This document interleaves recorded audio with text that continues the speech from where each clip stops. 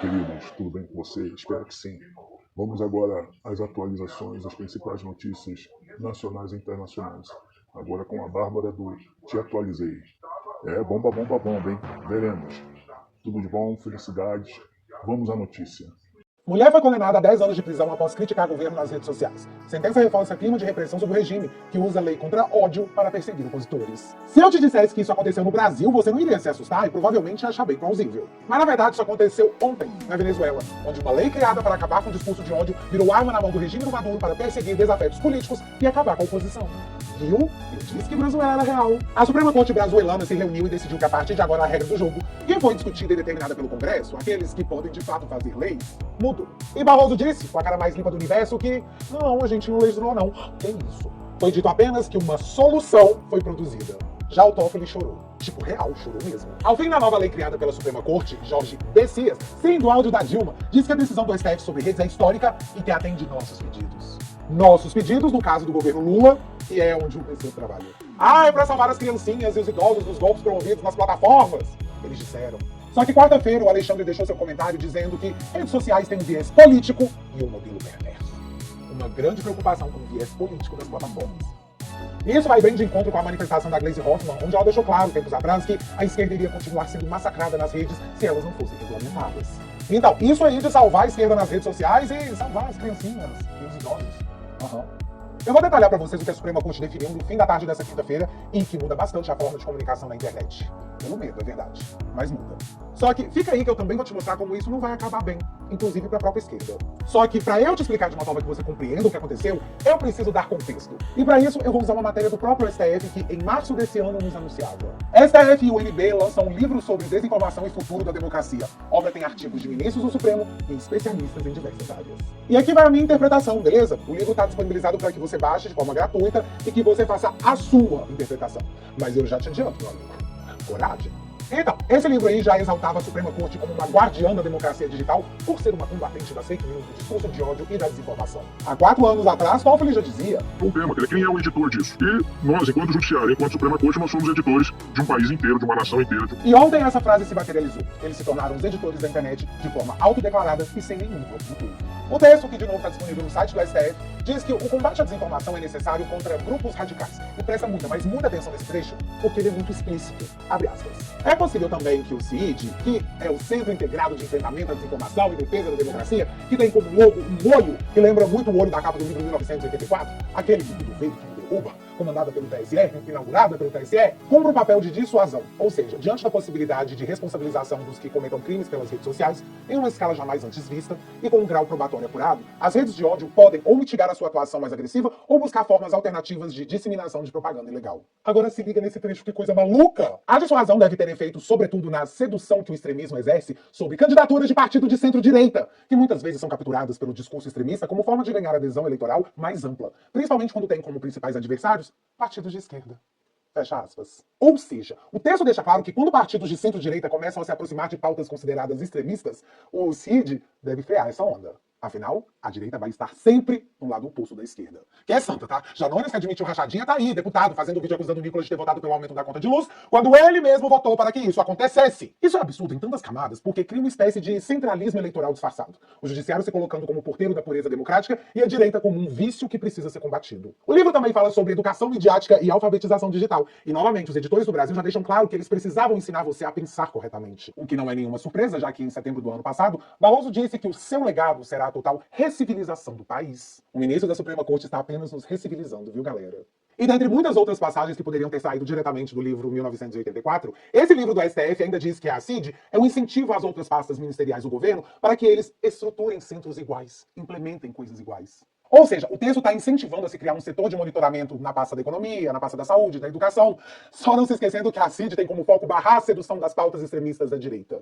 Beleza? E com esse contexto regulatório que não inclui salvar as criancinhas e os idosos dos golpes na internet, chegamos ao dia de ontem, onde por 8-3 o Supremo decidiu tornar inconstitucional de forma parcial o artigo 19. E é agora que eu te explico o que muda. Como é que vai entrar a censura? Sim, censura? Eu teria dúvida se num debate público eleitoral, se isso não dependeria de iniciativa da parte, ou se a gente teria que impor à plataforma um ônus da remoção, entendeu? ela fazer a censura, ou ela fazer a censura, ou ela fazer a avaliação do que pode e do que não pode. Até ontem, para remoção de conteúdos, era necessário que o juiz fosse acionado e decidisse a questão, se removeria ou não tal conteúdo. Mas agora as plataformas serão culpadas por antecipação, podendo ser responsabilizadas por postagens, mesmo sem ordem judicial. As Big Techs terão que se tornar fiscais da verdade. E se não tirarem do ar por conta própria um post problemático, dançou. E galera, quando eu falo de posts problemáticos, eu não tô falando sobre pornografia com menores, incitação a tirar a vida de outras pessoas, golpes ou coisas do tipo. Isso tem que tirar mesmo sem ordem judicial e as plataformas já exerciam essa automoderação. Só que eu tô falando coisas do tipo desinformação em massa. Um exemplo, o vídeo do Nicolas sobre o Pix, que bateu mais de 300 milhões de views. O governo alegou que o Nicolas estava espalhando fake news. A Globo afirmou isso, que o vídeo do Nicolas continha desinformação. E como atingiu muita gente, em massa. Só que nós sabemos que não existia nenhuma mentira naquele vídeo. E aí fica a dúvida de como que fica. A partir de agora, se o governo notificar extrajudicialmente a plataforma alegando desinformação e dando seus argumentos que eles acreditam serem verdadeiros, o vídeo teria que ser derrubado? Na dúvida, a plataforma vai derrubar sim, senão ela mesma será punida. E esse é o ponto em questão, a subjetividade do que é desinformação, já que estamos na era da pós-verdade. O que você escuta nem sempre é a verdade absoluta. Muitas vezes é só uma opinião, porém em outras é só uma narrativa. As narrativas agora terão peso de verdade? Eu, se quiser vencer uma batalha, eu preciso construir uma narrativa para destruir o meu potencial inimigo. Eu vou em lugar que as pessoas nem sabem onde fica a Venezuela, mas sabem que a Venezuela tem problema da democracia, que o governo não tem das contas. Então é preciso que você construa a sua narrativa, e eu acho que por tudo que nós conversamos, a sua narrativa vai ser infinitamente melhor do que a narrativa que eles têm contado contra você. As redes também terão que criar regras internas e apresentar para o Estado o que elas estão fazendo para atender à ordem da Suprema Corte, tipo relatórios anuais, regras revisadas, canais de denúncias e representantes no Brasil. E essa eu não entendi. Isso já não existia? Porque várias decisões já foram tomadas alegando que era lei no Brasil que as plataformas tivessem representantes legais em solo brasileiro. Se essa lei já existia, por que colocar de novo? Ou será que ela não existia? Pois é, fiquei meio que na dúvida aqui. Ah, a Suprema Corte também criou o dever de cuidado. Mas que jossa seria essa? Aparentemente, a ideia é que as redes sociais têm a obrigação de agir ativamente. Ou seja, elas mesmas cometerem a censura das publicações para evitar a propagação de conteúdos que o STF considere, abre aspas, manifestamente ilícitos ou danosos à democracia e aos direitos fundamentais. E aí eu lembrei de outra fala que explica muita coisa. E eu sei, muita gente fala que, ai, Bárbara, eu não consigo ouvir a voz dele. Mas, meu amigo, você tem que ouvir, porque conhecimento é a única coisa que ninguém pode tirar de você. Há uma instrumentalização das redes sociais por grupos econômicos e ideologicamente fascistas de extrema-direita para corroer a democracia por dentro. Esse é o grande desafio hoje de quem defende a democracia. As redes sociais, instrumentos de salvação, vasta,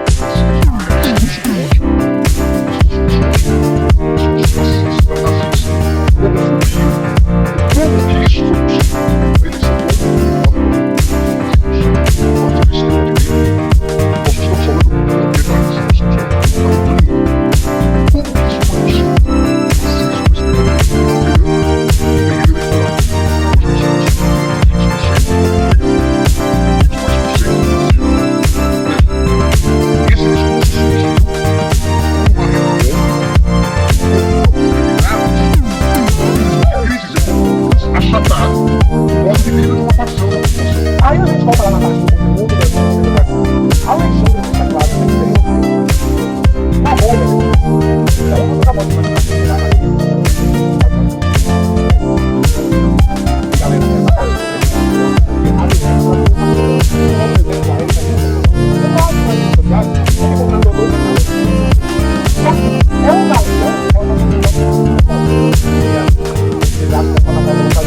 galera, essa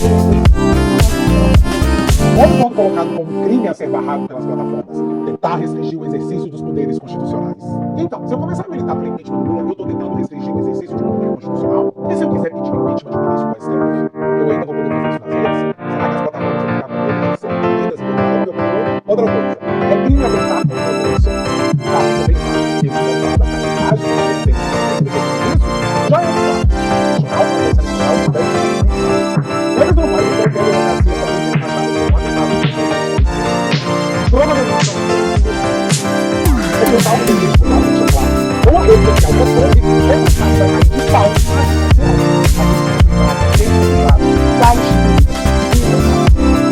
Essa rede ignora o Congresso.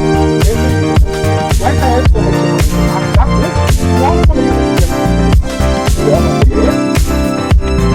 ele ainda não talvez eles ficam pra cada tempo.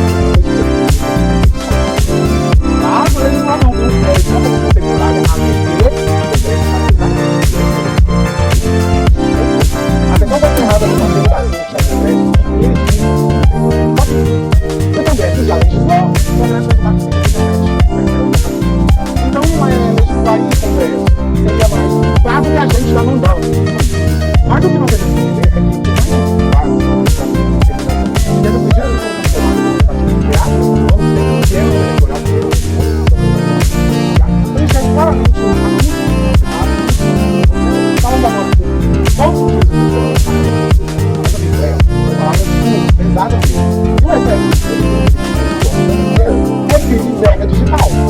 Aliás, causar dano emocional à mulher que precisa ou perigo degradar ou controlar relações com capítulo mediante ameaça, intimidação, manipulação, isolamento, chantagem, exploração, limitação de direitos ou qualquer outro meio que cause prejuízo à saúde psicológica e à autodeterminação. Esse crime é passível de remoção via ação extrajudicial. É só eu pegar a postagem e notificar a plataforma que ela vai ter que apagar. Então, venho informar aos que me xingavam livremente pela internet que esse tempo acabou. Eu juro pra vocês, os meus advogados vão emitir quantas notificações extrajudiciais por dia forem necessárias. Nem que eles passem o dia inteiro fazendo isso. Definitivamente não é o que eu queria, mas eles fizeram assim. E aqui eu tô falando do meu caso. Mas o idiota te chamou de nazi? Faz a notificação extrajudicial. Te imputou algum crime como a esquerda faz a torta direito? Meu filho, só vai. Na minha opinião, deveremos mostrar que o Paquinho estava certo quando disse não concordar com a remédio que a fonte queria aplicar. Se a diferença entre o remédio e o veneno é a dose, vamos inundar as plataformas de notificações, porque motivos nós sempre tivemos. A gente só não fazia. Nós sempre tentamos ser uns ofendidos de forma muito passiva, só que mais. O resultado de tudo isso, o Google já anunciou. Essa mudança na legislação pode impactar a liberdade de expressão. O resultado é esse, nós já sabemos, isso já está decidido. Mas se nós não deixarmos que seja instrumentalizado apenas pela esquerda e que comecemos a ir pra cima, em breve, quem sabe, as matérias não comecem a mostrar a revolta da esquerda por postagens derrubadas. Quem sabe não veremos a esquerda gritar que está sendo censurada pelo instrumento que ela mesma criou construir. Parece viagem pra você? Porque assim, não tem saída mágica, não tem o que fazer. Já foi, galera. Já era. E a única coisa que eu vejo que podemos fazer nesse momento, e eu espero de coração que todos vocês façam, foi agredido com um discurso de ódio, viu uma desinformação, reúne as provas e faz uma notificação extrajudicial. O que nós podemos fazer agora é fazer o seu remédio se tornar o que está bom. Mas estou a dizer que, do ponto de vista da experiência e da literatura comparada, a adoção e controle de discursos dos usuários não faz parte do Estado de Direito Democrático. E por hoje eu vou ficar por aqui.